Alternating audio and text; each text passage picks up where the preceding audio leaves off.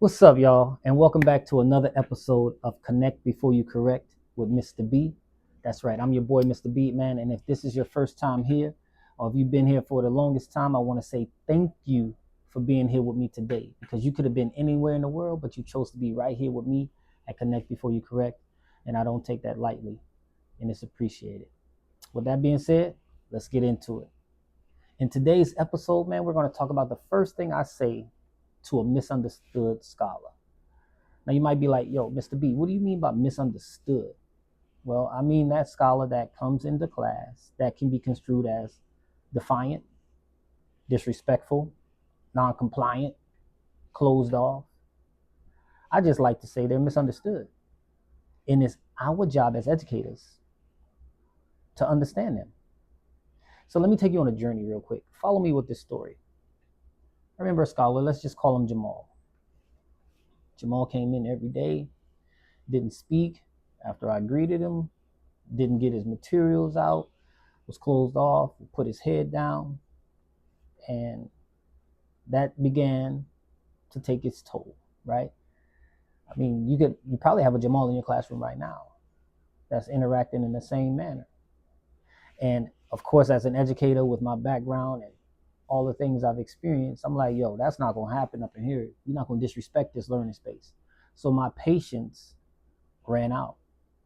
And I no longer acted out of compassion or empathy.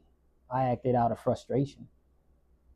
So I said one day, I was like, yo, Jamal, listen, yo, you're not gonna come up in here with that. I mean, I'm sick of it, yo. Like every day you up in here with an attitude. Now you're not gonna do that up in here. You're not gonna be pissing off your life up in Mr. B's space.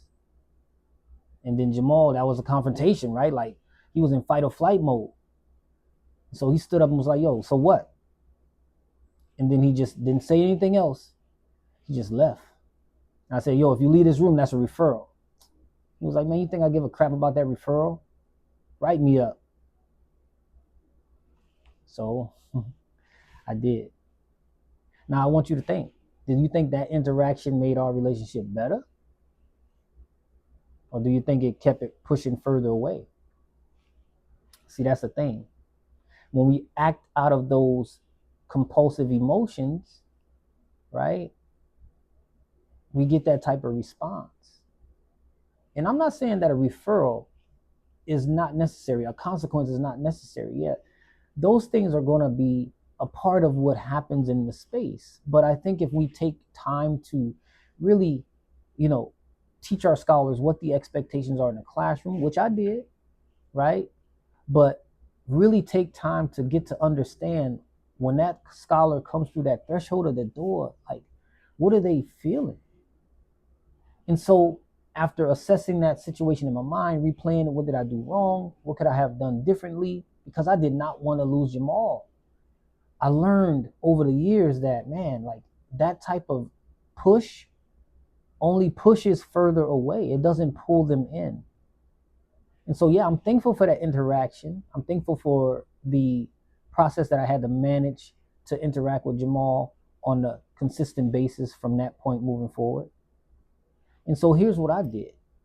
The next day, when Jamal came to class, because Jamal did not come to class. Your scholars do not come to class with the intentions of being the worst person they could possibly be.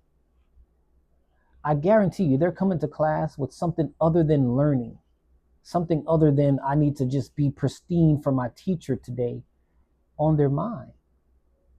And so again, we have to take the time to kind of sit and observe and understand what's really going on with that scholar.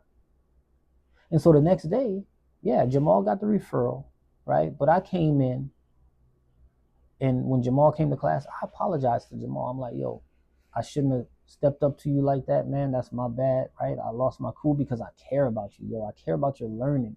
I care about your growth in this classroom, right?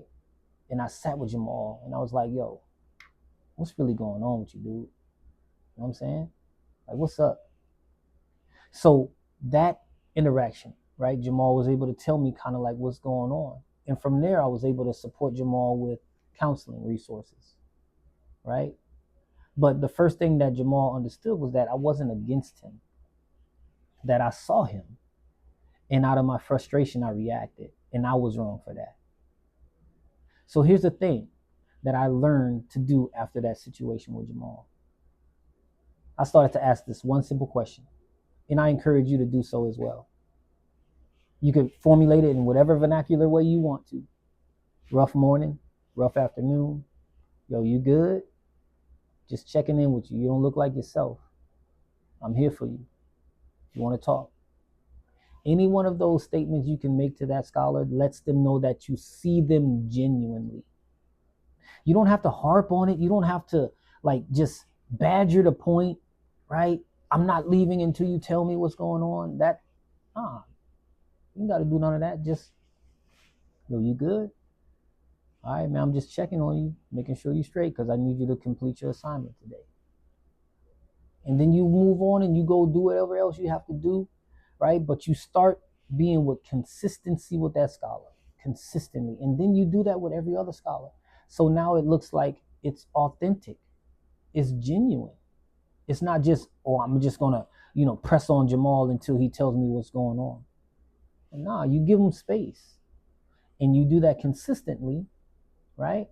Across the board with every scholar. Then they'll start to see that, man, MistaBe really does care about everybody in his classroom. He wants what's best for us. He sees me. He values me. He cares about me. Right? Because I guarantee you, according to Maslow, right, the hierarchy of needs, that scholar is not going to hear anything until his basic needs are met. So I want you to think about that. Consider it, right? Consider asking that question. Rough morning? Yo, you good?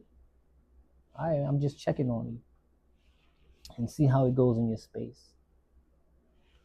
One bridge to building that relationship will prevent 1,000 blow-ups in your classroom that leads to referrals. Again, I'm not saying that referrals aren't necessary, and a consequence and accountability isn't necessary. But engage with that scholar in a way that lets them know that, yo, I'm not against you, man. I'm here for you. I'm your teacher. I want you to learn, right? And you do that with sincerity and authenticity, and I can guarantee you that things will change. Because after that conversation that I had the next day with Jamal, where I apologized for acting out of my, humanity, my frustration, things did start to change. And Jamal did come to class and engage more because he was able to express himself in a way where he didn't feel attacked. He didn't feel like, oh, you just another teacher, or you just another adult that's going to treat me like everybody else. And so, no, let's be the difference makers in their lives. Connect before you correct, and watch how that classroom changes. So again, I thank you for being here with me today. That's all we got. But I want you to check out the previous video. Consider liking, subscribing, and sharing, right? Because that's going to help the channel grow so this message can come across the way it's supposed to. So I thank you for being here with me today. And remember, connect before you correct. I hope to see you in the next one.